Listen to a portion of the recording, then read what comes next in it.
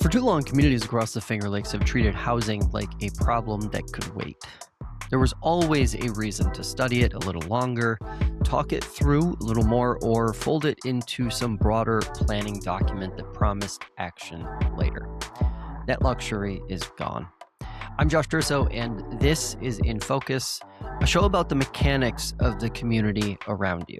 Each week, we look at the policies and decisions that shape the present and future of the places we call home across upstate New York. And for the second episode of In Focus, we're revisiting a conversation that, if anything, has become more relevant since recording. When people talk about the housing shortage, they often focus on what gets built, where it gets built, or where communities should grow at all. But as you'll hear in this discussion, the biggest obstacles are often the things most people never see: power infrastructure, development timelines, local regulations, and the difficult choices communities face when they decide what their future should look like. Not that long ago, I sat down with Ontario County Economic Development Director Ryan Davis and longtime economic development professional and former Geneva City manager Matt Horn to talk about the housing shortage, the power grid challenges standing in the way of new development, and why so many communities are struggling to keep up with demand. The conversation was eye-opening then. It's even more so now. I think the most telling part for me anyway was, for one thing, it's an interesting day to pull that many of us together. And by us, I mean the counties that were in the room: Ontario, Seneca, Wayne, Yates, Schuyler County, Cayuga County.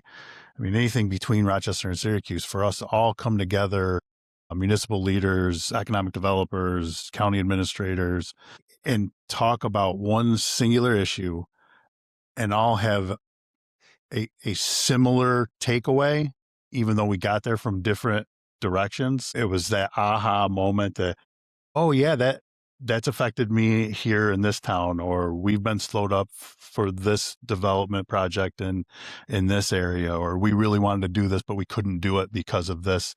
That was telling, right? Because we don't always get a chance to do that, and that's unfortunate, but when we have one issue affecting all of us to this degree, for us to get together and talk about it and try to explain it through was a big deal. The other part that I thought was just jarring, and after 20 years of working on the inside, doing electrical work on the inside, not doing line work, to have that group, that one panel that tried to put a number to what a statewide cost would be to actually have change and be able to get this thing really to a spot where we need it, was just jaw-dropping. I mean, it was billions, trillions, not millions. And those two takeaways I thought were just huge for me anyway. Yeah, I think the two things that jumped out at me was how wide the reach is of this problem, right? It doesn't just affect economic development. It doesn't just affect housing. It affects everything we do in our communities. And we're just talking about, things that are popular to think through now, like affordability. Every side of the power issue speaks to affordability. So just how much this issue touches was interesting to me. And then the second piece was there are so many components to this problem. And it's going to require such a diverse set of solutions and players that it's no wonder that we haven't gotten there yet, because people freeze. It's too complex. It's too broad. It's his problem, not my problem, or I can't get to my problem until he gets to his problem. And so to have folks sitting in that room saying, yes, it is a supply problem, and it's a grid problem, and it's a metering problem, and it's a customer problem. And I think on the panel that I had facilitated, one of the guys basically hit on the guy from the home builders, said, yeah, we're going to have to tackle all of it. And we're going to have to tackle it early in a really granular way, because there's not $1 billion sitting around to address this challenge. What is Ontario County's situation with power present day?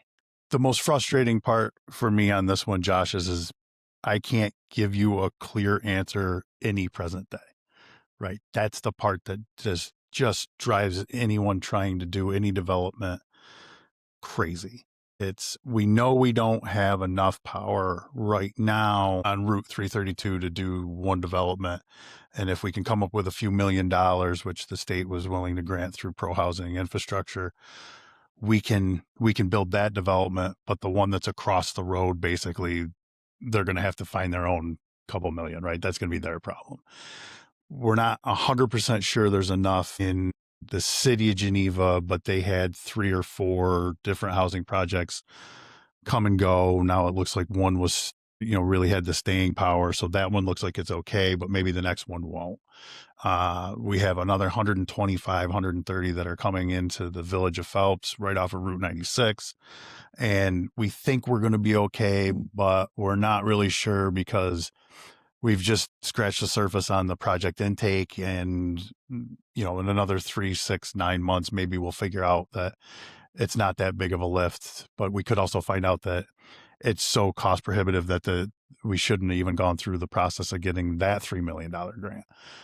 So it's frustrating because you can't give a straight answer to a pretty, what you would think, basic question. When you're talking about water and sewer, it's, do you have pipe in the ground that can deliver the water to this 100-unit development? Check box, yes or no. Right. And when you talk about power, it's just become accepted that we'll get back to you later. And then when they get back to you later, you find out it was the worst possible news. And while you're trying to come up with the money to figure out how to not make it the worst possible news, the goalpost moves anyway. That didn't at all answer your question. There's spots where you can develop in Ontario County.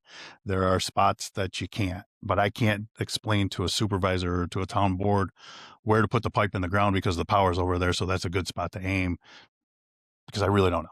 Yeah. And I think the kind of precarious situation we're always in is, to your point about the Geneva housing stuff. We come in, we ask a question. Do we have enough power to support this development? Yes, you do.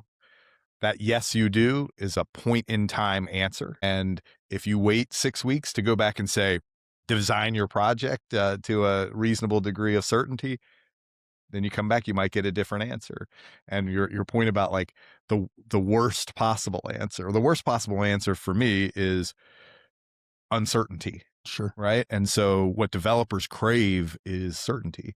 And I was thinking about a project that we were working on together where we went to the utility provider and said, hey, what's it going to take to serve this development? And they said, well, it's going to need an upgrade, and that upgrade could cost anywhere between $6 and $14 million. Yep. That's not an answer. That's definitely not certainty. And, the developer will just move on. If they're smart, they're going to just move on because it's too risky. Yeah. And we had one of those pop up in Hopewell, right? And it's, not the hotbed for development in Ontario County, but they're going to put in 199 unit multifamily development. The developer came in and talked to me and my staff and said, we had been working with NYSEG and RG&E all along because Ontario County's been pretty vocal about this issue. And come to find out what we thought we were going to be able to have, we really don't have. So it's going to cost, I think it was roughly the same number, right? Oh, yeah. Between 5 and 10 or that's the 6 and 12 or whatever. Yeah. That the development doesn't pencil that way, but we're pretty far into it and we don't want to let this go because we really like the development. So now they're talking to the IDA about a tax abatement to make sure that thing can keep rolling. Now, I don't know if they would have come to talk to us anyway, but it definitely changes the argument, right? Their hurdle they have to get over is power, and their answer to it is IDA support. Well, and think about that, right? So years ago, you would have leveraged IDA support to hit some community goal, right? The goal being affordability or density or quality or whatever you were trying to do. Yes, we would be happy to incentivize this if you were willing to do this, this, and this. Now it's to cover basic utilities. We have to give you an incentive. Same for pro-housing communities, Sure. right? I love that program. I'm so thankful that New York State stepped up and put, we can always use more, but these first couple of swings were not insignificant. Except that what it feels like is we might be just rewarding the utility providers disinvestment, right? The way we got here was the utility provider, and it's changed hands a couple of times. So this guy can always point at the last guy, can always point at the guy before that. But at any rate, we're standing here holding a piece of equipment that doesn't work and saying, I'm happy to fix it if the state pays me to fix it. Yeah. And they get so in this case, the Hopewell case, when you're talking to the state or to the utilities, they're pretty quick to point the difference between taxpayer and ratepayer. We're using taxpayer money to offset a ratepayer cost to deliver infrastructure, and it's not water and sewer, because that would be good for the rest of the municipality. This is just to put power to one spot in Hopewell. It's a fascinating discussion that the IDA, and I don't know if other IDAs are faced with it, but ours is talking about, right? It's one of those, hey, are we prepared to do this? Now, to the developer's credit, in this instance, we talked to them and said, look, in order to come to the Ontario County IDA and talk about a housing development like this, we will usually require some level of affordability to be associated with the project. And it was very easy for them. So they will have a percentage of that project that will be workforce 80 to 100% AMI housing in Hopewell, which makes a huge difference in Ontario County. It's right in the middle. It's perfect for us. But we have to get them there. We have to help get them there. Yeah. How does the average person listening to this is going to say, how does a county like Ontario, which has grown over the last decade and a half, find itself in this situation where power is hard to come by? This is not something that has suddenly just sprouted up over the last 2 years, right? Like, this is something that has been building relatively slowly, but building nonetheless. Ontario, I believe, is one of only 2 or 3 counties in the entire state that have grown in population. Mm-hmm. So how did Ontario County get there? And then the second part of it is, you rattled off a couple numbers there, $6 to $14 million. How does that get priced into a development to the end user, whether it be a mixed use or whether it be a housing project? So the second part first, the real answer is it doesn't. If you go to a developer and say, it's going to cost you $14 million to do that, they never expected that. So it just means that it doesn't pencil. Kills the problem. And we'll move on. Yeah. So that's an easy one. We just won't have the houses.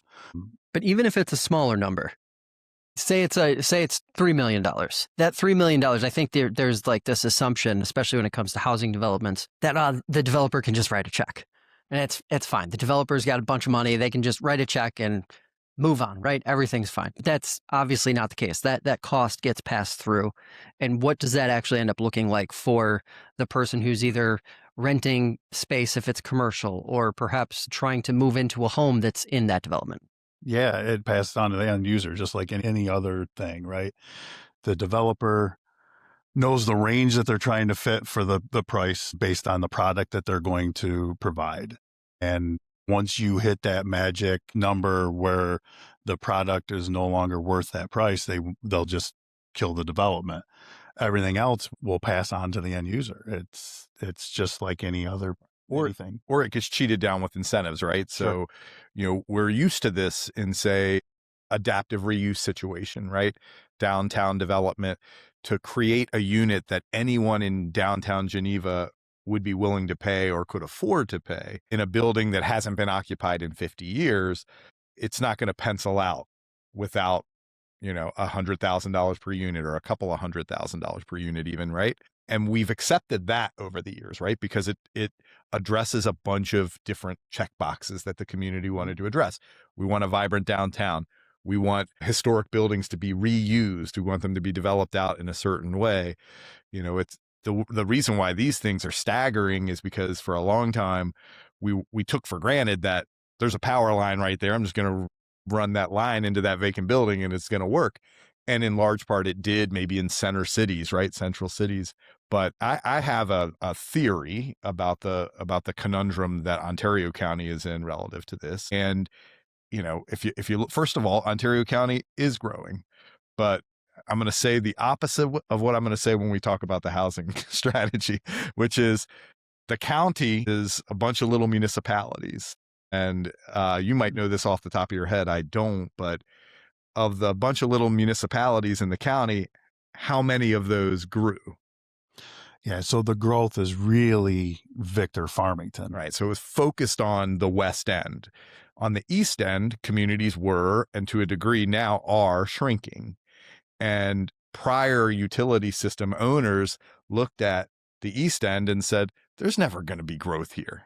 This place, it's been passed by. So I'm not going to take my dollars and put them into substations in Geneva because I'm never going to recover that money because they're not going to grow the way we need them to grow. And what that resulted in, by the way, 10, 15 years ago was decent sized industrial projects came, looked at the community, free land, a tax abatement for 30 years. I'm in. And then we'd say, great. And we'd call NYSEG and they'd say, no go, we can't do it. And on the West End, you have the opposite problem, which is it grew much faster than anybody could have anticipated. And so RG&E literally couldn't keep up with that. Most of that sounds right. The not keeping up part because they couldn't anticipate it, I don't always buy that because Farmington and Victor have been pretty steady for quite a while now. But the rest of the county not growing, that makes an awful lot of sense, right? You put your money and your resources in the spot where it's going to pay off. I think Victor and Farmington were the spots that it was going to pay off. There's been other spots that they've put their money and resources in recently that have been announced that look an awful lot more like the east part of our county than they do the west part. You know, we got spoiled with the idea that the power was always going to be there. The concern was always water and sewer. Was it Twain, right? It's not what you don't know, it's what you know that just ain't so. Yeah, right. That's right. That's where we're at in a lot of parts of Ontario County. But our county has embraced it. You know, when you have a bunch of the surrounding municipalities that have watched the success in growth in Farmington and Victor, not that they envy it, but they get to talk to each other and understand how they did it. So when the pro-housing community program started, we had a lot of municipalities that said, yeah, I want in on that. Phelps is a great example of that. Geneva is another one. Canandaigua, both city and town. Naples, Bloomfield. I mean, these are not parts of the state where you think growth when you hear their name. Now they're saying, yeah, we are pro-growth. And then you find out that's only a phrase, right? It's not a real thing that you can do. East Bloomfield would love to have some amount of housing growth. I don't know where they're going to get the power from. And then you're talking, it's the 5-minute drive to Victor from parts of East Bloomfield. And that's not that far from where the growth spot was. That's right. So, but to that end, and I understand the population growth or decline argument, but the demand side has been clear for a long time. I would assume that the utilities would probably say that, you know, demand has really spiked in very recent years, but objectively, truthfully, the writing's been on the wall for, especially at the rate that the existing infrastructure has declined over the last 2 decades. The writing's been on the wall that demand growth was happening and was going to happen. I don't know when the first EV was introduced. It probably was 10 years ago or so. But we haven't made meaningful progress, it seems, there, not just in Ontario County, but across the entire region, despite the fact that all signs have pointed this direction forever. Yeah, some of the investment that you see from the utilities across this region that they tout and say, hey, we're putting this amount of millions of dollars into this substation and in this area. To be honest, that substation was 80 years into not being touched. Not a nickel put into it. So $27 million. And I think Dansville's the one I'm thinking of. Yeah. You put $80 million. That's okay. You restored it to its original condition. You didn't buy yourself anything. Yeah. And that serves 7,000 or 8,000 people in that area. You know, that sounds an awful lot like maintenance to me, but yeah, again, I was just an inside guy. So, you know, in Ontario County, they've had some investment in some of the substations. I think Farmington had on Hook Road, and they needed to try to keep up with it right after they started to build it. And there's plenty of places across, but the investment was never there. And the writing was on the wall. Like we saw it.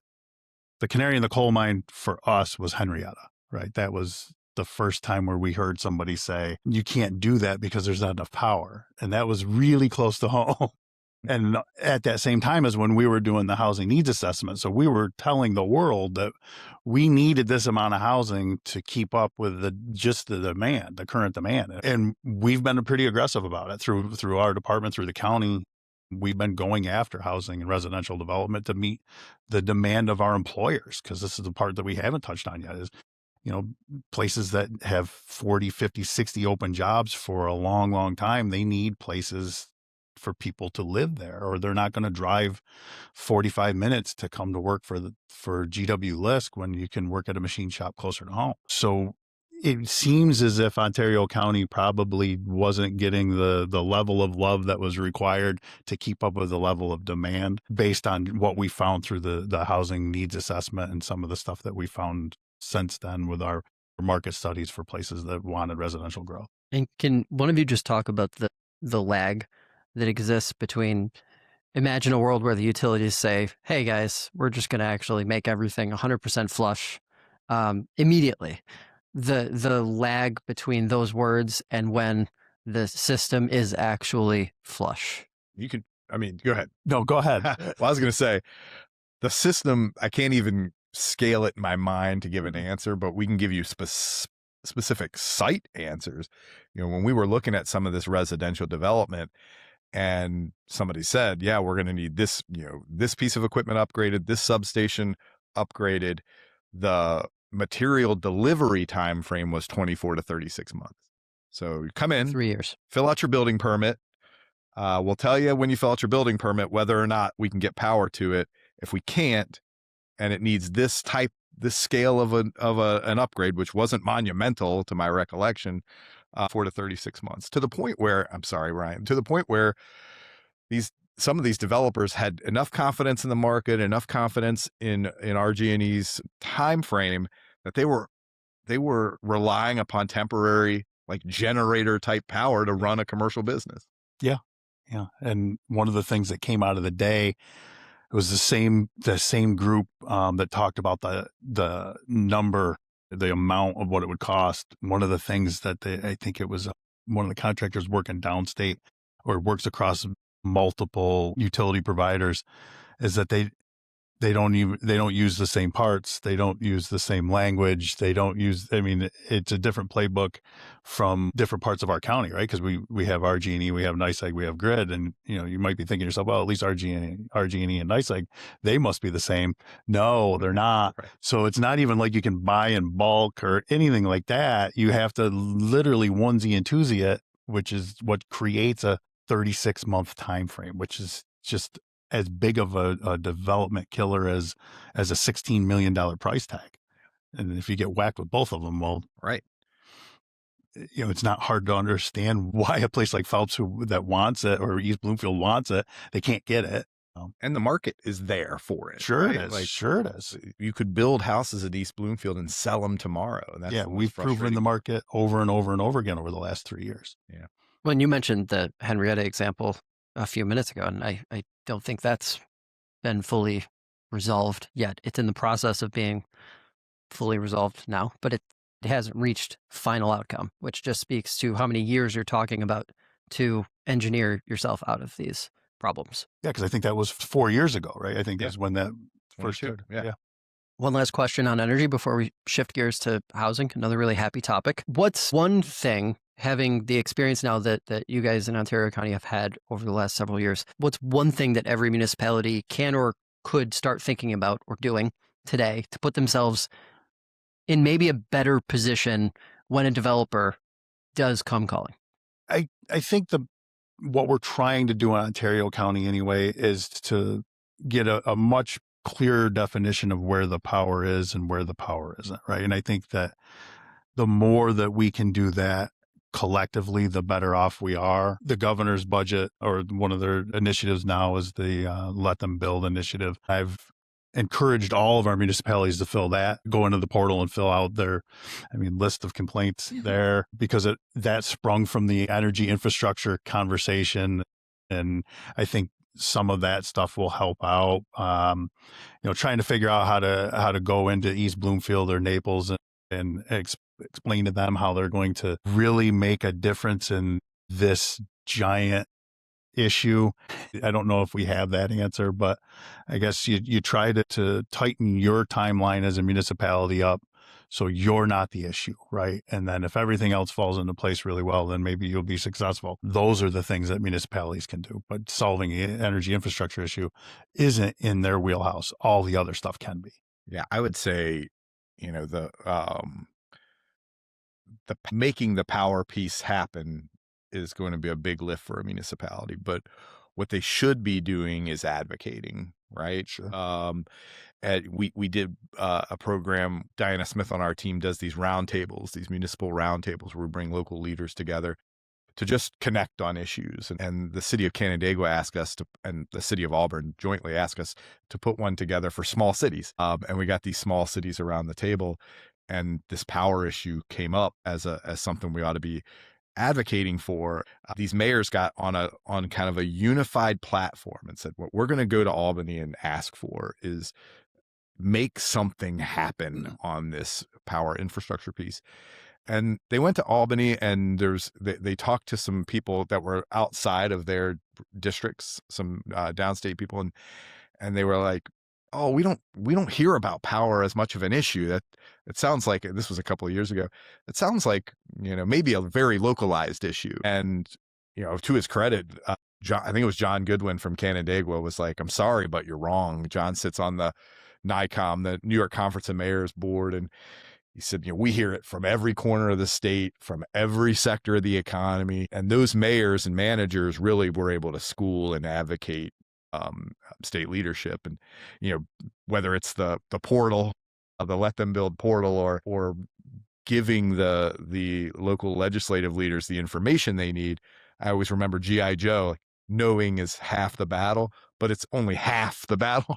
So once they have this good information and once they've received this good advocacy, the state is really going to have to step up and make something happen. Yeah, I think I'm glad you brought up the advocacy piece, because stepping away from municipalities, one of the forms of government that we all deal with daily, some cases, is your school districts. And I had a conversation with all of our superintendents, because the electric busing thing is a huge deal for rural districts. And through that conversation, we stopped talking, or shifted the conversation away from, geez, we just can't afford the buses or whatever, to what really matters to rural districts in upstate New York is really just survival, right? It's butts and seats, which is what we talked about pre-COVID when I was on the board at Mid-Lakes. And when you're talking about making a choice between delivering electrical infrastructure to power an electric bus fleet, or 150 unit development that can get you more years of having that district, that's the conversation that I think the superintendents and the school boards are willing to have now. And they're armed with that. So when they went and do their advocacy piece through school boards and through superintendents, they can talk about surviving with kids, right? That's what it's all about for them. And it should be, that's what it's all about for them. Yes or no? Should the utilities have to publicly disclose where the energy or the gaps in energy are in its service area? The answer is 100% yes. And they'll say that they do, and they do-ish. If anybody can read the map, it's there, kind of. The problem is that it's such a layered issue, like Matt had hit on earlier. It's not just the power distribution, or it's not just the transmission, or it's not just the production, it's all of them. So you look at a map that the utility puts out on their website today, and it may look perfectly fine, because it's not hot out, it's pretty cold right now, but I mean there's not a lot of use right now. But does that mean that you can build? Probably, it might, maybe. They can't really answer that. It's three different issues, and the map shows one of them, right? Right. And we had one developer in particular that I can think of was trying to use that map, and with the point in time nature of the data and everything, I think he had like narrowed down one parcel in Ontario County that was over, say, 20 acres that could, sustain any type of housing development. And then the next day you come back and it's like, oh, well, 5 more popped up overnight. Well, they didn't. The nature of the grid changed, the nature of the use changed. And so, yeah, they should publish it. It's important, but even the average public official is going to have a difficult time translating. Yeah, and there's I guess what they should do is make it more useful, right? And how much headroom do you have in a substation, right? What is your transformer capacity on whatever road in the municipality that we're talking about? Um, And and if they disclaim can the answer heck that, out of it. Say, this is as of today. yeah, yeah. Tomorrow it could change. Well, at least It, put it out there. does it not beg the question whether they know or not at any given time? Yeah, it absolutely does. I don't know how to answer that. I'm not sure that they always do. I mean, back to the layers, right? The organization that manages the grid in New York State is a group called ISO, and ISO puts out their annual report, and the annual report was tracking kind of the effects of CLCPA and these sustainable power goals, and it was showing last year we created X, what's the Back to the Future, 1.21 gigawatts of power. Yeah. Last year we added this much to the grid, and we subtracted 2.21 off of the grid because we retired coal-fired plants or whatever we were doing. And ideologically, I don't have a position to argue one way or another, except to say, yep, if that power plant closes, next month or next week, then this mapping is a waste of time. Yeah, and I It think comes offline. well, and the other part of it is this all existed anyway, right? The transmission issue and the distribution issue was a problem for Hopewell in that 199 unit development before CLCPA was even You got it. You got thing. that right. Yeah. And that's the part, I think, that's the part that they don't hide it, but that's the one that that nobody really discusses to any real degree. It's either the utility's fault or it's state energy policy's fault. Both of those statements can be true at the same time. As a matter of fact, they are. You can't take that much power off of the system and expect to grow as a state or as a county at all. It's always a lot more fun to admire the other guy's problem than your own, Sure. right? So the state created this regulatory issue. Now we don't have to talk about my disinvestment over the last century because it's all Kathy's fault. She's the one who put this package together. That's right. So let's shift gears, talk about housing. We've already been talking about housing, but Ryan, set the stage for us a little bit here. What's Ontario County doing with housing that's different than what a lot of other counties are doing in terms of how it's been approached, not just now, but over the last 3-4 years? Yeah, I think that the needs assessment kind of allowed for us to embrace it, right? It's an interesting issue. We knew that we were short on houses, but we weren't really sure how to define that. And the housing needs assessment actually was getting started when I started with the county, almost the same day. So we were able to define the problem, which it helps, right? Being able to say, nope, it's 2,500 housing units or whatever the number is in the study over the next 5-10 years that we need to keep up with the current demand. And if that way you can tell if the demand shifts up or down, what that means. And while that was happening, I think everybody else was starting to talk about a housing issue in the region, so that we just happened to be maybe a day or two ahead of everybody. But the board really embraced it, not only for their own municipalities, but for the county to take hold of this and really try to do something with it. And that became the issue for my department and the planning department to really go out to every municipality and further explain the 150-page document that we were given, which was a great exercise. And for a long time, it allowed for us to explain to some of the neighbors that no, there really is a housing issue because they don't feel it or didn't know it. And, they're not all going to come to board of supervisors meeting to have a presentation on housing. So we went to them and said, no, really, it does exist. But now what we're doing is really taking it through economic development lens, because it is an economic development issue. It's a workforce development issue. That's what our employers ask us about. So we're putting somebody in the department to help deal with it, help municipalities kind of define it for their own and define how they're going to address it on their own. And we're excited to start it. I think Rob will start the end of this month or towards the end of this month, and we'll start with some design guideline work with some of our municipalities and also start working on or he'll help me with the vacant rental program, pick up some low-hanging fruit and address and do some adaptive reuse work. And then we'll grow from there. But The county's really been supportive of the economic development taking hold of this issue, and I couldn't be happier for that. And I'm glad that they've trusted my department with dealing with it. Let them build. When the two of you hear those three words and read through the proposals, what stands out? So when the governor announced this initiative, they asked for me to give a support comment quote. Of course I do, because I think that it's a great goal. We talked about it at the energy summit, right? Is there a way that both sides of the aisle can get behind the idea of dealing with some of the mechanical process issues that slow down development, both commercial and residential? So I fully support it. I think it's a great idea.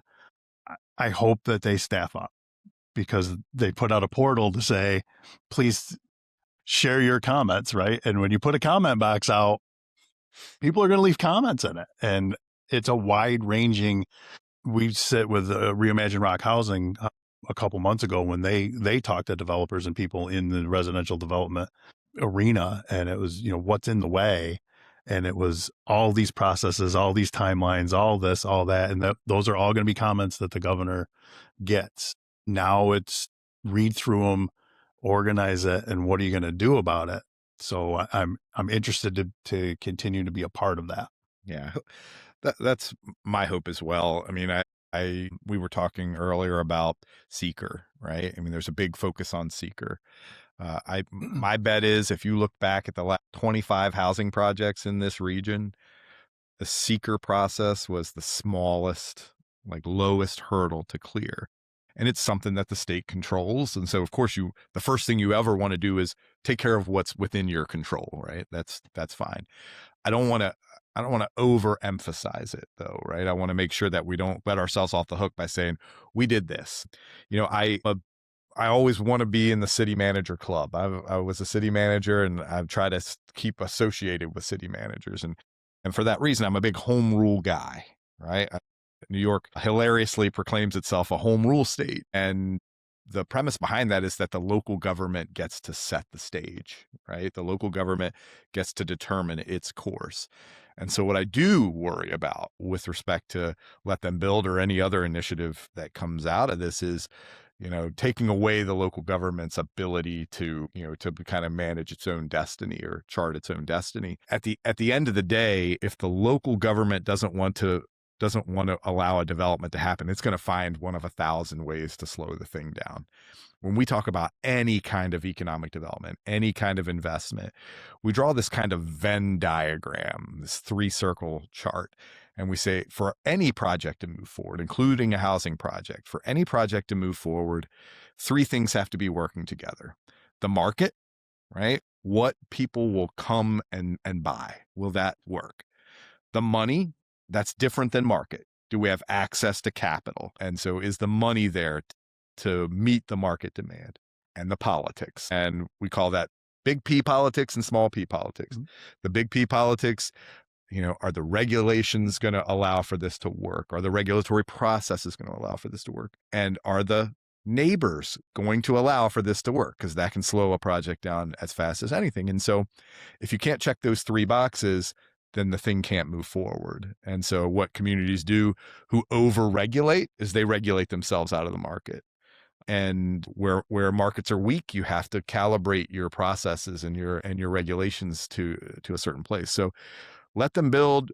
Hey, anybody paying attention to this thing, I'm happy about and I'm excited about. I just want to make sure there's not a pendulum swinging all the way the other way to cheat out the local government's ability to determine what part of the market do I want to play in. Yeah, and the good news for us in Ontario County, anyway, anybody in the region, we have a dashboard through the pro-housing community.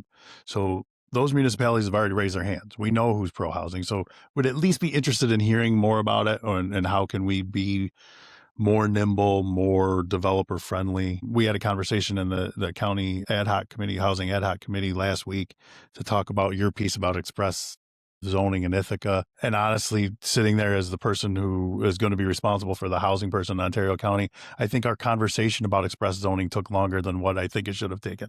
So, it's easy to climb down those rabbit holes, but at least we're talking about moving the needle in the right direction in Ontario County. I don't know if that would have happened without the housing needs assessment. I'm pretty sure it wouldn't have happened without the ad hoc committee. So I think we can keep that going, even to further, maybe they'll let them build initiative in Ontario County, regardless of what happens out of the governor's initiative. We'll have design guidelines and more express zoning, so we can match the 3-year timeline that the utilities have. Right. Well, go ahead, John. What is if not that, what is the number one bottleneck in the process?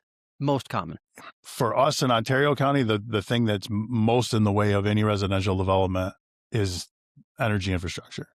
If we fix that, then I think it's for the municipalities to really put pen to paper on some of their design guidelines, right? We're new to being pro housing, but the willingness to work on it is there, that I think we can overcome that pretty quickly. It's just going to take a little bit of handholding and a little bit of education. We'll sit down with our code people and with our planning and zoning people for every municipality and in the county and say, what is it that you're trying to achieve? And then let's draw the map to get you there. But I think we can do that pretty quick. And what I like about Ontario County's approach and about certain elements of the pro housing communities approach is it allows those communities who want to be ready to avail themselves of the resources to get ready. Sure. Right. We did a housing study. I'll leave the names off, but we did a housing study in the region a couple of years ago, and there was one particular urban area in the county, or what the urban for that part of the region, and one particular urban area of the county, and it flared out at its edges. It was very rural, and the more urban center, the county seat, in fact, their mayor and council came forward and said, we're not interested. We don't want housing here. But we definitely don't want affordable housing. We think we're too affordable as it is, and we don't want to grow. We want to stay where we are. And the folks out in the on the outer rings of that urban area said, no, we're ready. Like we made some infrastructure investments, and we just don't know what to do next. So it was very easy to tailor a countywide housing strategy to say, leave this community alone. Like, you're going to be swimming upstream, even though it makes the most sense that this is where the density of housing might take place.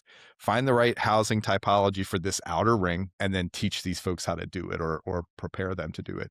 There are communities out there today who still don't have zoning. There are communities less than a mile from where we're sitting today that do not have zoning, and that have volunteer boards. All of us have volunteer boards that really govern this.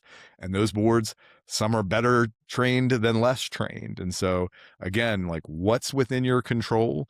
Tune up your development regulations, tune up your development processes, get your planning and zoning boards trained and understanding. But I'll take one step up into the ether and say, decide, do we want housing in this community, and what type of housing do we want in this community? And then go from there. Yeah, and I think you and I have heard it. And as a matter of fact, I think you talked about it just a couple of minutes ago about how uncertainty is really what will kill residential development. Throughout the process of writing the needs assessment, and then afterwards, we had a group of developers come to the CLDC. We had them come and talk to the ad hoc committee, and they've did the same thing every single time. I just need to know. No's a perfectly fine answer. Yes is a great answer as long as we have a defined yes. I'm not sure. That's where money starts to really creep up on them. And then it becomes unaffordable. And we're not talking about affordable housing. We're talking about housing affordability, which is the buzzword for everything, right? We're talking about energy infrastructure. It's affordability. Everything's affordability. Every time we add a month or 2 or 3, it adds dollars on the back end of it. And the end user is going to pay for it. Yeah. Kind of teeing up those conversations with those developers, we went and, I always consider the source, but we read a study from the National Home Builders Association, and that study said, the cost, the number one risk in development is local government and their processes, and the associated cost of that risk is between 25 and 35% per unit. And so if you're trying to get something down to 100% of AMI or 80% of AMI, your process is probably what's tipping it over the line. And so they taught us that, which I still carry around in my hip pocket. And then the other thing they taught us was density equals affordability, right? If you want affordable housing to any meaningful segment of the population, you're going to have to allow it to densify a little bit. Yep. It wasn't that long ago that water and sewer infrastructure costs were enough to derail housing projects. Now we're talking about energy, which is far more expensive than water and sewer, but not that long ago in the rearview mirror. Yeah. And the state and the federal government got very aggressive about that, right? Hundreds and hundreds and hundreds of millions of dollars. I'd venture to say we're well over $1 billion in the last 7 to 10 years in investments in water and sewer infrastructure to clear that hurdle. And I'm just going to say something about housing, and I'm not going to put you two on the spot to say it. There isn't a single community in upstate New York that can afford to say no to housing right now. You might think you can, you might feel like you can, but you can't, and you should not. And if you think you can, you really should look at the data, because the data will show you that you can't. But you mentioned home rule a couple minutes ago, and we've heard housing get talked about before in the state budget process, and we've heard state officials say this is a priority, it's really important. But when you say home rule, the first thing I think about is communities who have a propensity to say no, essentially taking let them build and using home rule to water it down. Am I wrong? Is that possible, or is that also a thing that could happen? So it absolutely could happen. And the state's taken this kind of carrot and stick approach, which I don't mind, right? If you want to say no, you can say no. But since this is a global priority for us, you're not just saying no to housing. You're also saying no to a bunch of other incentives that you would have otherwise been eligible for, right? I mean, the pro-housing communities pledge or resolution or whatever it was, like the bar to get into the pro-housing communities program was so low originally. Well, there was a growth target. Mm-hmm. This is how we wish we would have grown as a state.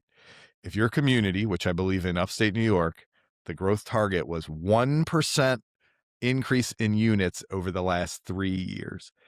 If you hit that number, you fill out some paperwork, you upload your zoning to a module, and you're in the club. Yep. Right now, you're eligible for all of these incentives.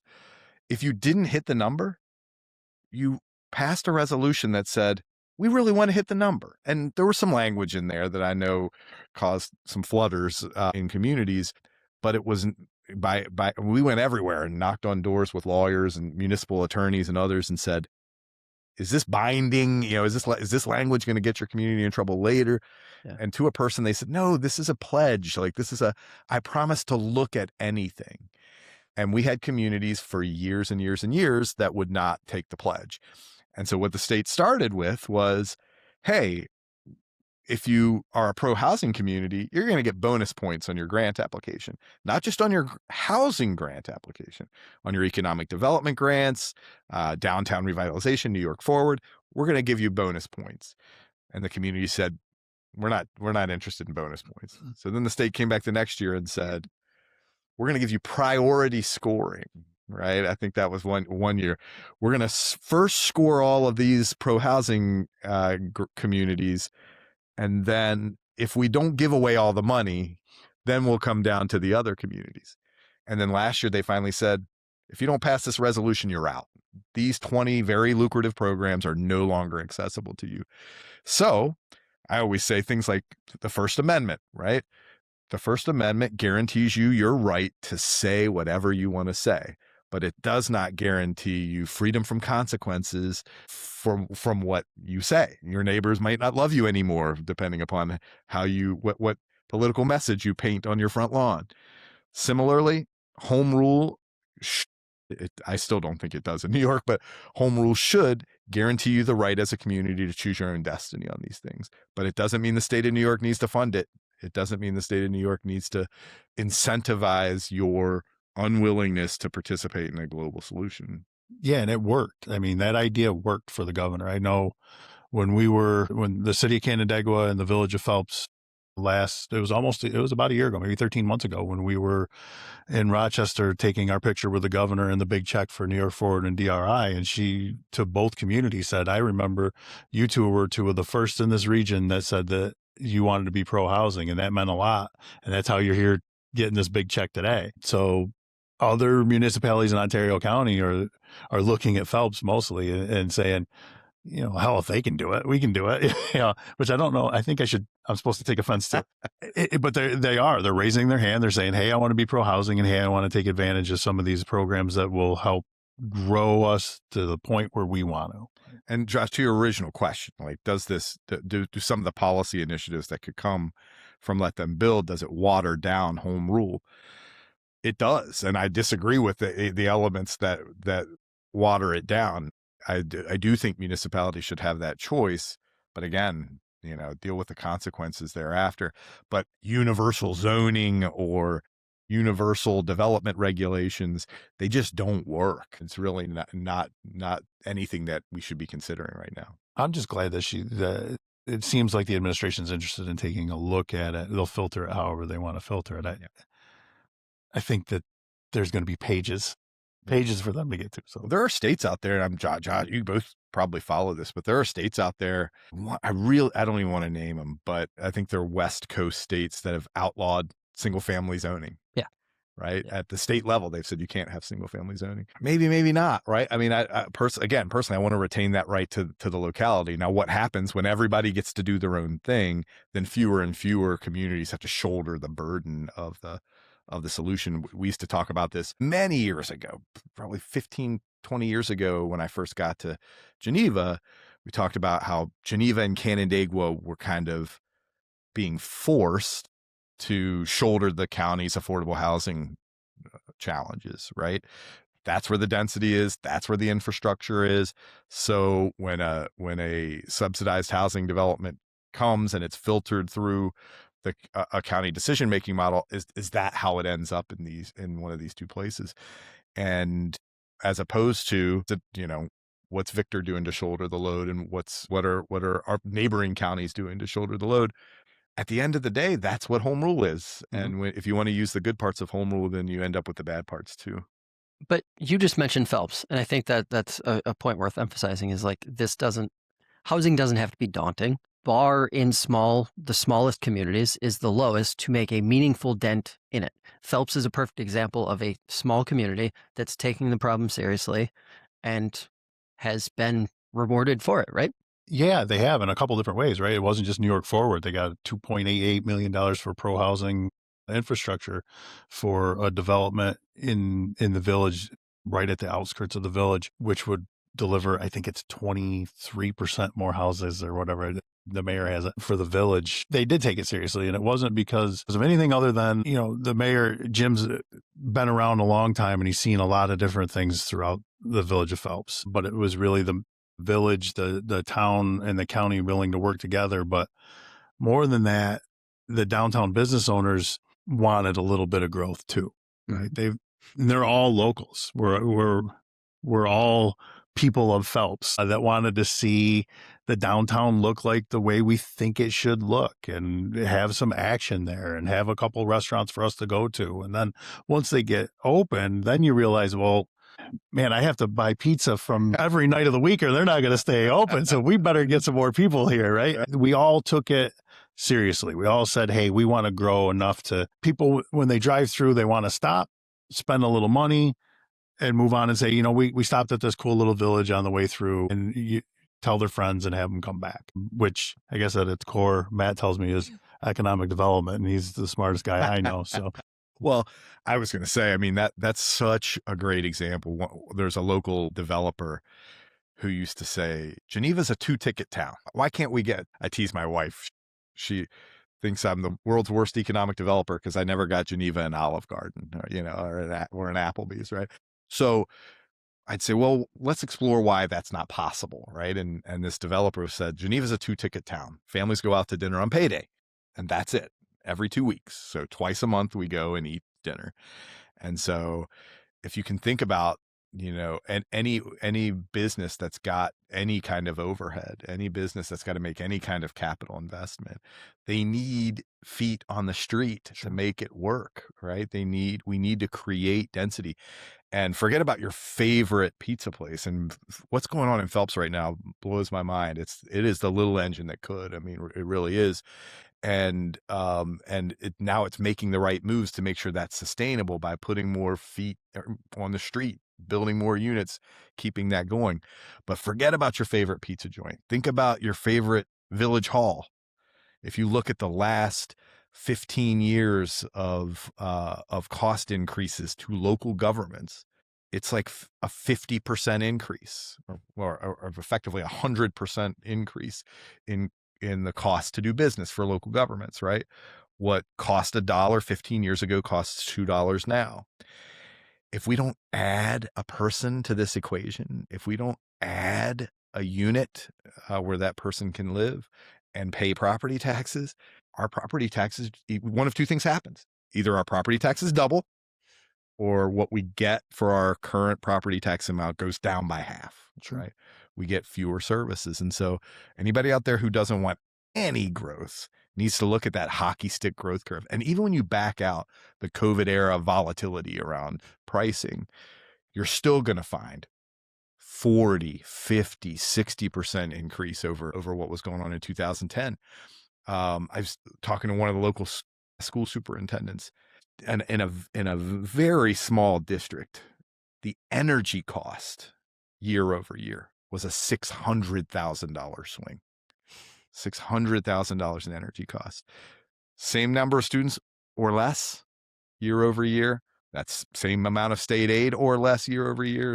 Same amount of property tax or less year over year. It's not sustainable. These things will start folding up.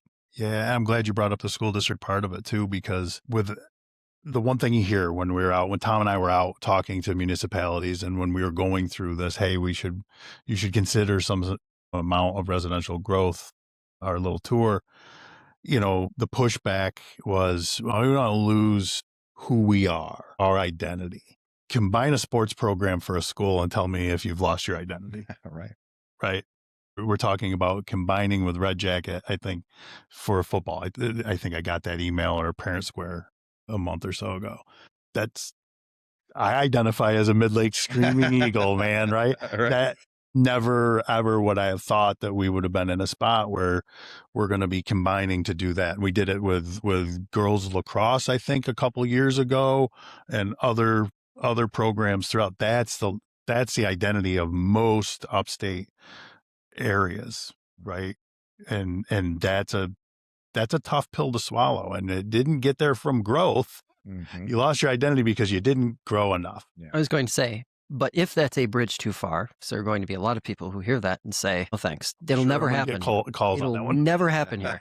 If that's a bridge too far, then you're going to have to do something about it, because the status quo has you going down that road where you're not just combining a sports program, you're merging school districts. Sure. You're losing your high school, your, in many cases, last source of real identity, because downtowns are not what they were before. Communities are not what they were before.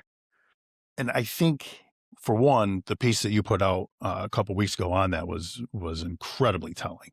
Phelps, I think, is equipped to make some of these decisions, or at least put themselves out there in that regard, because we built a middle school that we don't use right now, right? And that's fresh in everybody's mind. That building started getting built the day after I graduated high school. So like 45, 50 years. Right. So there are people that's still alive like me that remember that. And now it's not our building to use. We rent it out. So it's a real thing for us to think about. Last question, going beyond let them build. One thing that you would change tomorrow, if you could change it, to begin streamlining or make development in general more efficient. One thing. Wow. Just one. Man, you're tough. The streamline one. Or maybe not to streamline, just to make this a better environment to build housing more quickly, because at the end of the day, that's why we're here. It's funny because you short circuit me when you ask for one thing, because I talk about this every single day. and there's no way I'm going to come up with one. So I'll start with what I tell anybody from Monroe County that builds anything is you should probably come to Ontario County and take a look at the places that raise their hands, right? I think we will start to build more if they come and build it. I think that's part of it. We've started to prove the market for them. Now they have to come down and actually build it. I think that for us, what we're going to work on first with when Rob starts, our housing manager starts, we're going to work on the design guidelines for municipalities that have already decided to raise their hand. Those will be the things that we put out there so developers understand that there's a yes there. I think that's the one thing that we'll really sink our teeth into day one when he starts. I've got a similar answer. We work in some just church mice communities, really under-resourced places. So go to what you can control. I would lay out my development process on a table. I would process flow it, and I would ask myself, what steps in this process no longer add value, but do add time and do add cost. And right. So we were talking on the ride over about like one simple change. And the first thing, we got a really great planning team that works with us, and Lance leads it. And the first thing Lance does when he goes to a community is he grabs the planning board and zoning board meeting schedules, and then gets the county planning board meeting schedule and shows the community how much time under the current process must elapse, the minimum amount of time that's going to elapse before you can issue a permit. And they're typically shocked. So it's like, if you moved your meeting from the third Tuesday to the second Tuesday, then your applications can go right from here to the county planning board, and you just saved yourself 45 days. And they're like, oh yeah, why do we do it on the third? I don't even remember. We've just been doing it that way for 100 years. It no longer adds value. It no longer drives the process. So move it. Similarly, and this is a little bit more complicated, but look at your variances over the years and say, how many times have we granted the same variance over and over and over and over again? In other words, how many builders or developers have come into this community and said, well, geez, I could build this, but for, and the people charged with evaluating whether that meets community character or not have said yes every single time. Why is it still in the code book? Why are we still reading this as code? We could just modify the code, and then we've taken 30 to 45 days out of the development process. So by doing those two things, you could shore up the development process to a total of 90 days instead of a minimum of 90 days, because it never is the minimum. It always trips out longer. And I think other than process wise, Josh, if you had a $50 million check, that's always good too. I could probably put 1,000 houses shovel to ground in Ontario County the next day. Just 50? Well, that would give me, the Uptown Landing plus the Hopewell development plus the one in Phelps and actually one in Farmington. That you're talking about 1,000 houses held up because of energy infrastructure. So 50 million would get me quite a ways. I could probably can shake the tree for the rest of it if I needed it, right? We do this thing with communities that my two least favorite words in planning process are built out and landlocked, right? Every community except coastal communities, which there aren't many in the Finger Lakes, every community is landlocked. That's the nature of municipal boundaries. We have especially in New York, there's not a square inch of dirt in New York that is not incorporated under some municipal rule, right? Sometimes multiple. All the government you pay for and more, right? And so don't give me landlocked. Everybody's landlocked. Farmington's landlocked, and it's building units on units on units. We're landlocked and we're built out. That's my other favorite word, built out. Built out is a man-made creation, right? It's created by man. It can be solved by man. You're built out because your regulations are aged out. That's right. And it's time to, recalibrate to the current community expectation. And so you don't have the same city council that you had 40 years ago when you wrote this. What's the likelihood that you've got the same community sentiment about accessory dwelling units or zero line setbacks or any of these other things? Yeah. And the municipalities that have looked at that stuff, a lot of them one had no idea what it said to begin with. And when they found out, they're like, wait a second, that's not who we are or who we want to be. We would like to make these changes, and it becomes pretty easy. I hired a really good consultant a bunch of years ago to do a zoning update for us. And he told me when they do their zoning update work, they take two architects and put them in separate rooms. And when they write a section of code, they hand it to each architect and they tell the first one, limitless resources, everything you can think of that works inside of this code. And they go to the other architect and say, everything you can get away with. I want the cheapest, like most far-fetched, poorly designed building you can come up with. And it showed you the range of what can happen inside of a bad code. And so the process from there was to calibrate that code to where the range didn't look like that. The range was much tighter. And the same thing happens with, I always call it the double take. Like you're a planning board member and you approved some project and you're driving down the road and do this, like, whoa, did I approve that? Your fingerprints are on that. Well, somewhere it got lost in translation between the building permit application, the approval that was at 9 o'clock at night. I'm so tired. I just want to get this off my desk. And the permit official who's like, I'm not sure that's what the planning board meant. So I'm going to squeeze my own little interpretation in here. And then it spits out the other end. So get rid of these vague codes, make them clear, make them produce what you want them to produce. And to your point earlier, the developers don't care much about the rules. They just want to know what they are.